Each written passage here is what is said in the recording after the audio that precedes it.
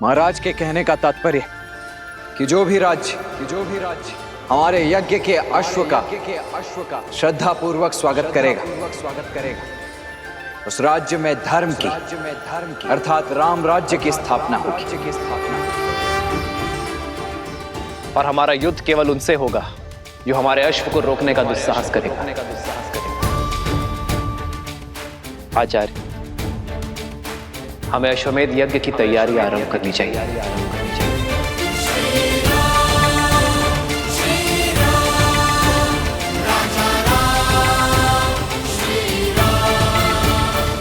चंद्रबाहु, बानासुर, राम अश्वमेध यज्ञ कर रहा है।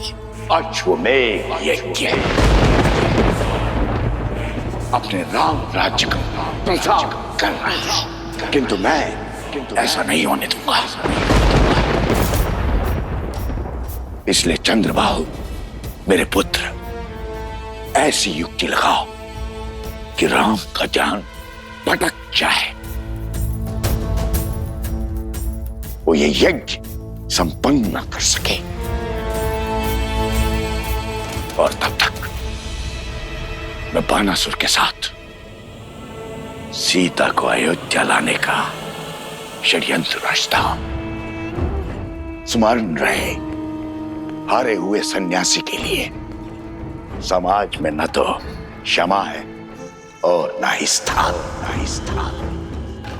सन्यास लेकर सिया राम ने मुझे हराया था। अब मैं सन्यास की वही डाल उनसे छीन कर उन्हें मार दूंगा। उनकी गरिमा, उनका सम्मान जला दूंगा। मैं ये अश्वमेध यज्ञ कभी नहीं होने दूंगा, कभी नहीं। सिया राम!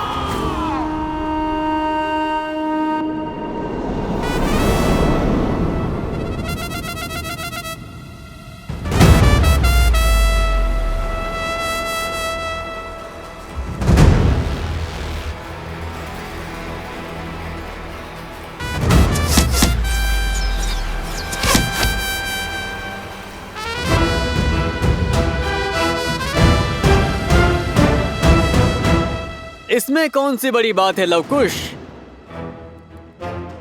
ये तो साधारण विद्यार्थी भी कर पा रहे हैं। यदि सत्य में तुम धनुर्धारी हो, श्री राम जी के सबसे बड़े भक्त हो, तो मेरी चुनौती पूरी करो।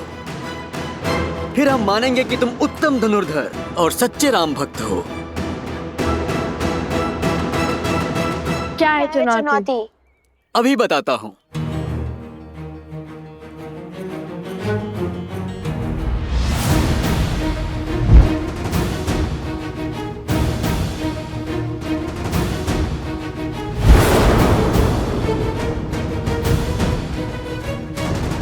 तुम्हें इन मटकों को भेदना है।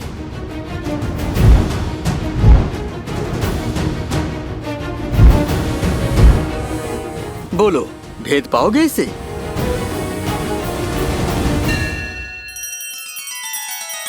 श्री रामचंद्र कृपालु भजु मन हरण भव भय दारुणम। नव कंज लोचन कंज मुख कर कंज पद कंजारुणम। सिया राम, सिया राम, सिया राम, सिया राम, सिया राम, सिया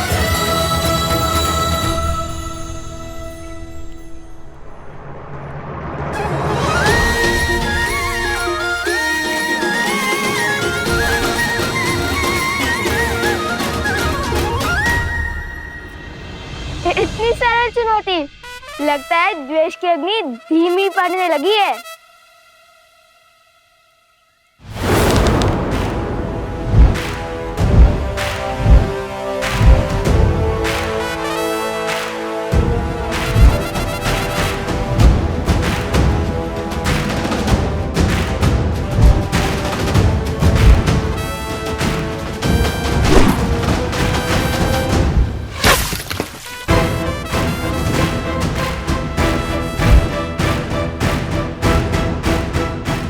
बस इतना ही सामर्थ्य है?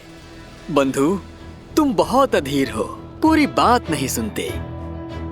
चुनौती एक प्रहार से 3 मटकों को फोड़ने की है। स्मरण है ना राम भक्त, किष्किंधा में कैसे रामचंद्र जी ने एक साथ 7 वृक्ष भेदे थे।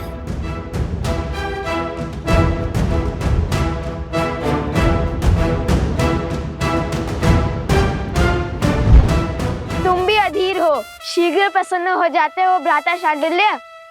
ये चुनौती हम पूर्ण तो करके ही रहेंगे।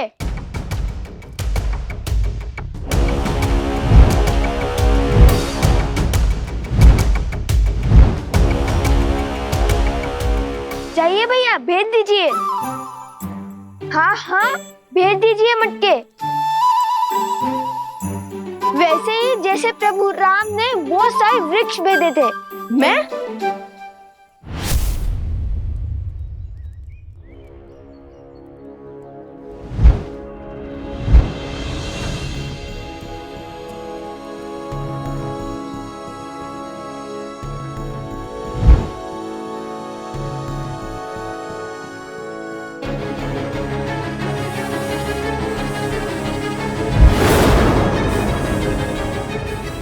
रुको रुको, वहां से नहीं, तीनों मटकों को यहाँ से भेजना है। यहाँ से, जहाँ पे मैं खड़ा हूँ, बाण यहाँ से चलाना है।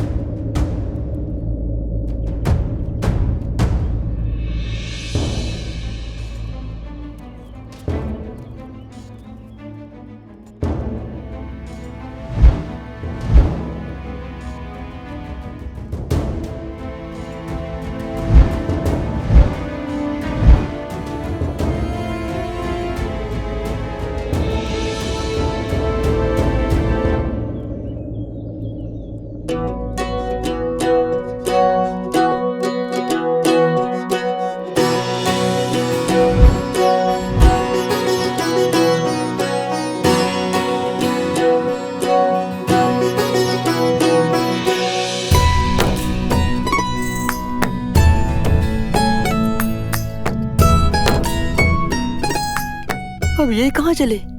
लगता है पराजय स्वीकार कर ली इसने।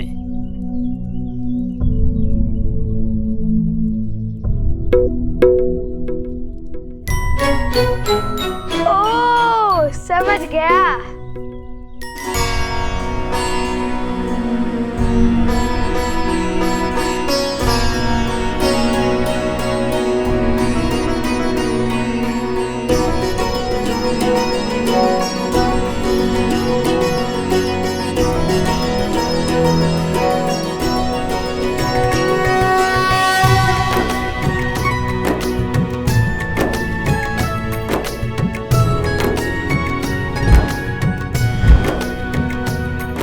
क्या देख रहे हैं भैया?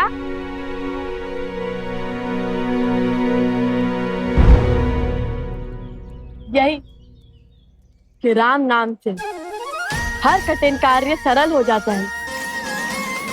ध्यान से देखो।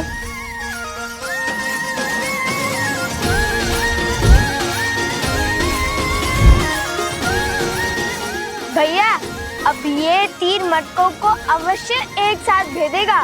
हाँ, अवश्य भेदेगा।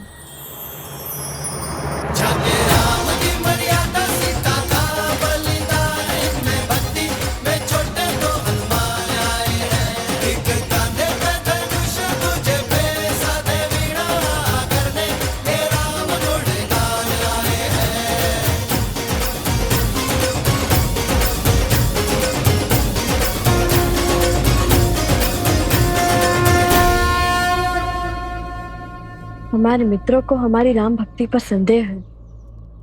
जिस राम नाम से पत्थर भी जल पर तैर जाए, उसी राम नाम ने हमें दिशा दिखाई है।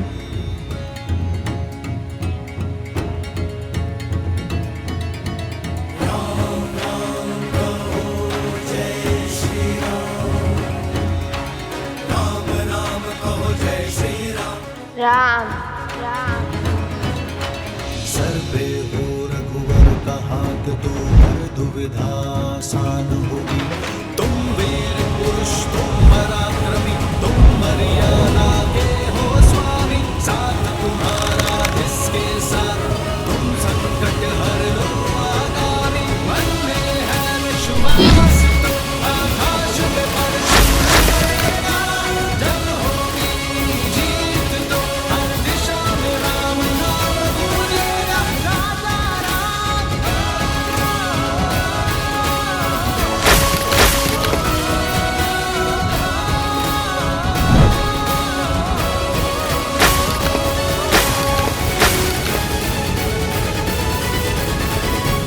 हे प्रभु।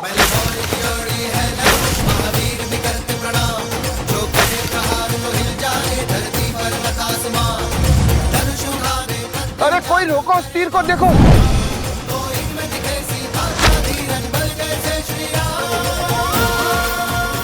ये क्या हुआ भ्राता?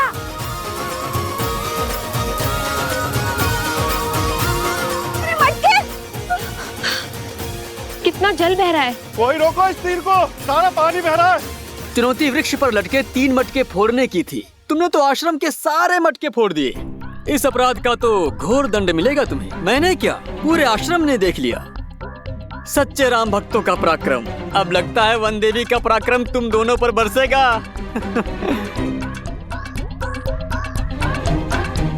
लवकुश, लो, आ गई तुम्हारी माता। अब आनंद आएगा। अब क्या उत्तर देंगे माता को?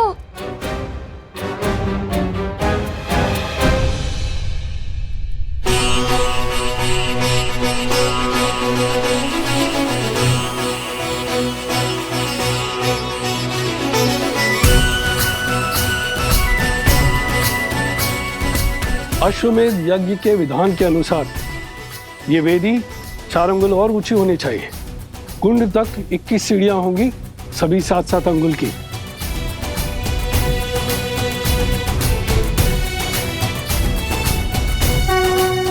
प्रणाम ऋषिवर। कल्याण मस्तु ऋषिवर।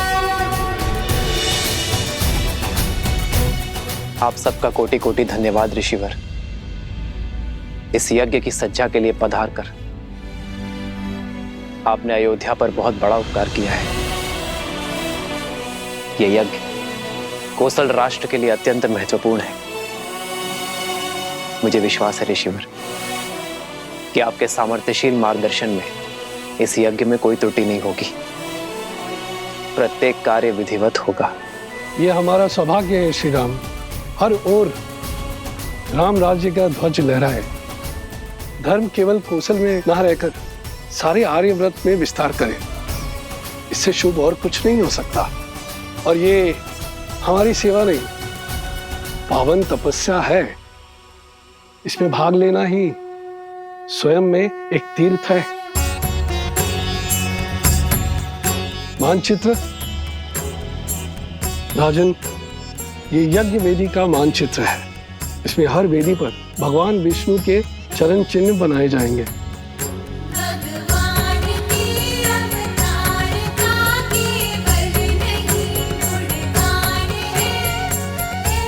आइए।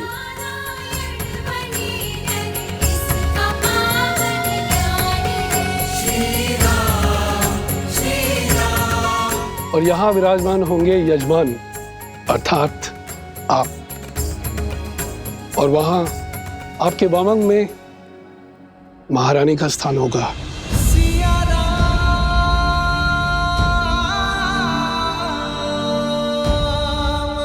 वेदों के अनुसार यज्ञ में यजमान के सपत्नी सम्मिलित होना अनिवार्य है। बिना युगल आहुति के न यज्ञ पूर्ण होता है और ना ही उसका फल मिलता है। आपकी और महारानी की आहुति की शक्ति ही साम्राज्य में सुख और समृद्धि को बढ़ाएगी। राम सिया राम सिया राम।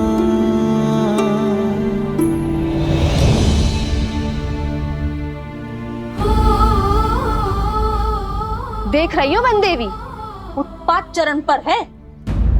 इन्होंने आश्रम के सारे मटके फोड़ दिए। इतनी दूर से जल लाए थे, सारा जल बह गया।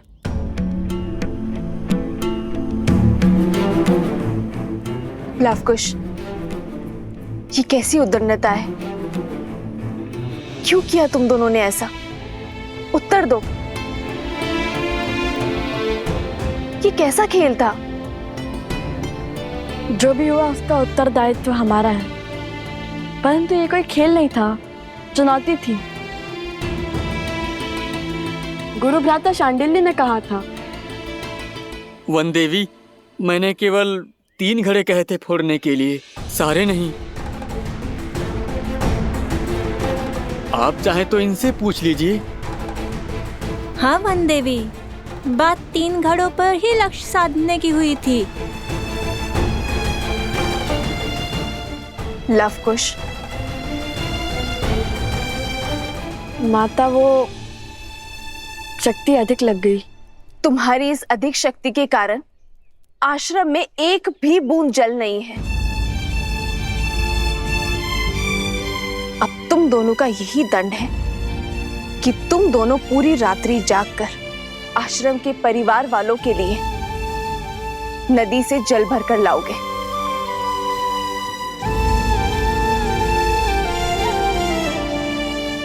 समझे? पर जल लाओगे किसमें? सारे घड़े तो फूट चुके हैं। अब पहले तुम्हें कुम्हार के पास जाना होगा और नए घड़े लेने होंगे।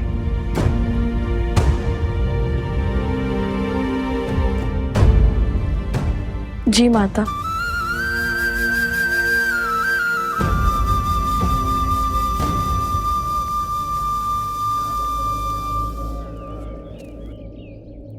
आप चिंतित ना हो देवी। कुछ व्यक्तियों की दृष्टि में यह उद्दंडता है, पर सीधा देखा जाए तो श्री राम नाम की महत्ता की गूंज छुपी है इसमें। इस परीक्षा ने यह सिद्ध कर दिया कि राम नाम की शक्ति में इनका विश्वास कितना दृढ़ है। राम सिया राम जय जय राम। राम सिया राम जय जय राम।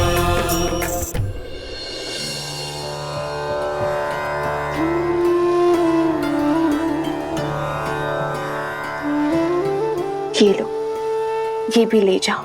हम तो केवल 3 जीव हैं। इतने अनाज की आवश्यकता नहीं है हमें, इसे सब में बांट दो। और वैसे भी आश्रम पर जो संकट आया है उसके दोषी मेरी संतान ही तो है। किंतु ये कुमुदनी, ये कोई उपहार या उपकार नहीं है, मेरी क्षमा याचना है।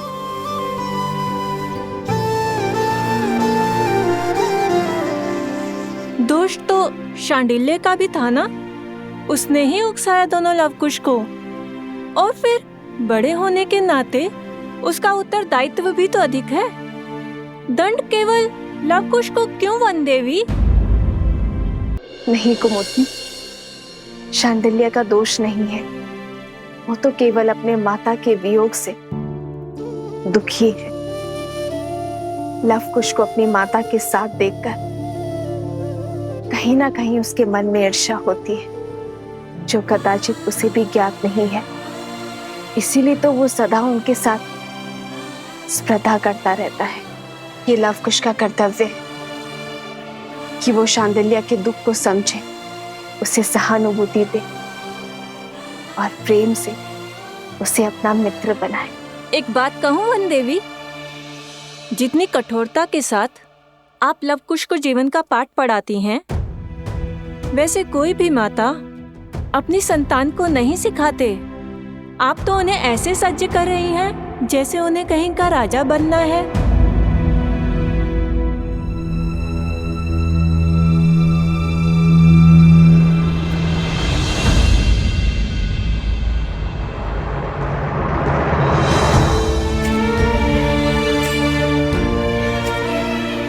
अब इसे मैं कैसे समझाऊं आर्य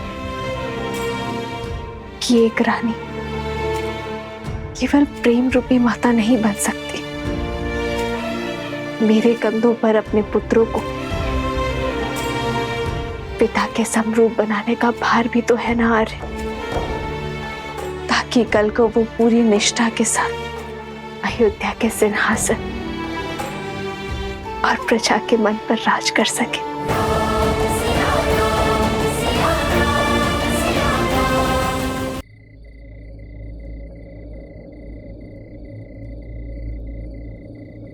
राम।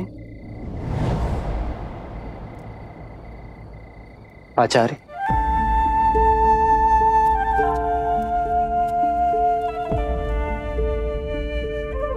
प्रणाम आचार्य। कल्याण। आचार्य, आप रुक क्यों गए? मैं अयोध्या का महाराज बाद में हूं, सबसे पहले आपका शिष्य हूं। मेरे समीप आने के लिए आपको किसी शब्द या अनुमति की आवश्यकता नहीं है। पधारिए।